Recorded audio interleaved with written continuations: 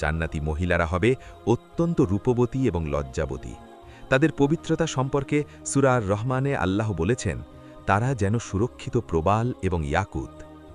জান্নাতীদের বিছানাগুলো হবে অত্যন্ত নরম এবং উন্নত মানের রেশমের। জান্নাতের এক একটি তাঁবু হবে একটি বিশাল মতির তৈরি, যার উচ্চতা হবে ৬০ মাইল। সেই তাঁবুর ভেতরে জান্নাতীরা তাদের পরিবার পরিজনের সাথে সুখে শান্তিতে বসবাস করবে। জান্নাতে প্রতি শুক্রবার একটি বিশেষ বাজার বসবে, যেখানে জান্নাতীরা একত্রিত হবে। সেখানে উত্তর দিক থেকে একটি বাতাস বইবে, যা তাদের চেহারা এবং কাপড়ে সুগন্ধি মাখিয়ে দেবে।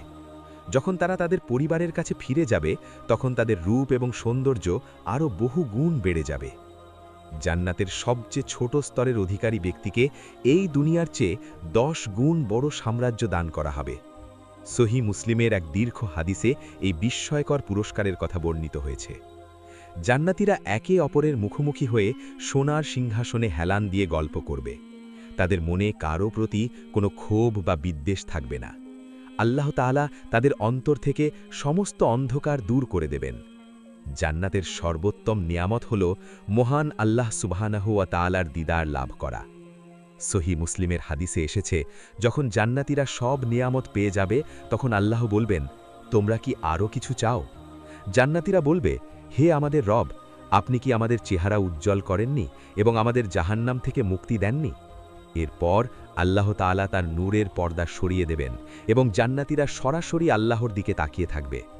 আল্লাহর সেই সৌন্দর্য দেখার পর জান্নাতীরা দুনিয়ার সমস্ত নিয়ামতের কথা ভুলে যাবে। এটি হবে মুমিনের জীবনের সবচেয়ে বড় সাফল্য এবং সবচেয়ে বড় আনন্দ।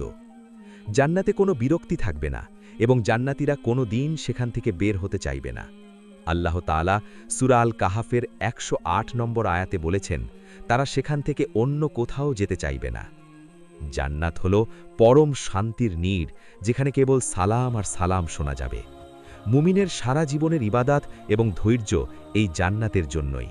তাই আসুন আমরা সেই চিরস্থায়ী জান্নাত লাভের জন্য নিজেদের প্রস্তুত করি। দুনিয়ার সামান্য লোভ এবং পাপের বিনিময়ে যেন আমরা জান্নাতের মতো মহাপুরস্কার হারিয়ে না ফেলি। আল্লাহ যেন আমাদের সবাইকে জান্নাতুল ফেরদাউসের অধিবাসী হিসেবে কবুল করেন। আমিন।